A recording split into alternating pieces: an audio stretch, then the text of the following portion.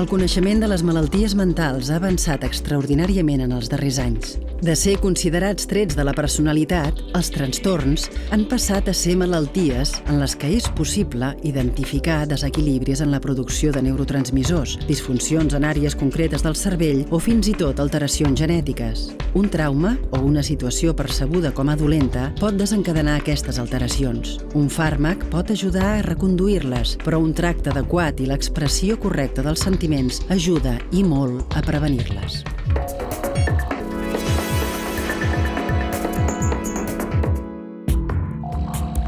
Hoy día la enfermedad mental se esconde porque tenemos miedo primero a sufrirla y segundo a lo que van a pensar los demás, a ser estigmatizados, a ser marginados o de alguna forma considerados débiles.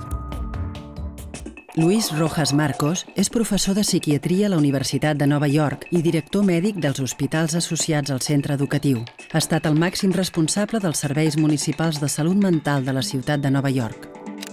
La manera en com veiem les malalties mentals ha evolucionat al llarg dels anys. De no entendre què li passava al pacient, hem passat a acceptar-les al mateix nivell que una patologia física. Tot i això, l'estigma encara persisteix i la societat no l'ha acceptat del tot. Ens atrevim a explicar que tenim asma o hepatitis, però ens costa més admetre que patim una depressió o atacs d'angoixa.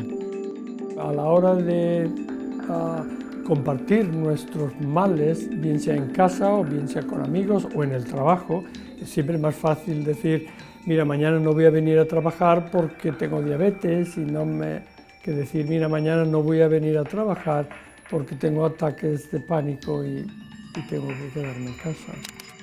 La gestió del sistema de salut mental també ha evolucionat a mesura que els científics han tingut més coneixement del cervell i les seves patologies. Ara s'aposta per un model més integral que garanteixi una continuïtat en la cura de les persones amb trastorns.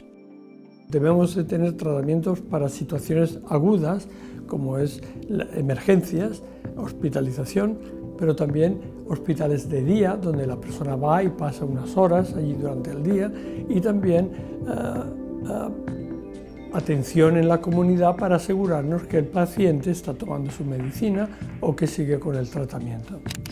Davant d'un quadre clínic seriós, s'ha de compaginar la teràpia psicològica amb una medicació adequada, però en d'altres casos la millor opció és parlar sobre els nostres sentiments. El doctor Rojas Marcos n'ha vist de tots els colors i davant els traumes i les adversitats que la vida ens posa al davant, ens recomana obrir-nos als altres i expressar allò que ens passa pel cap.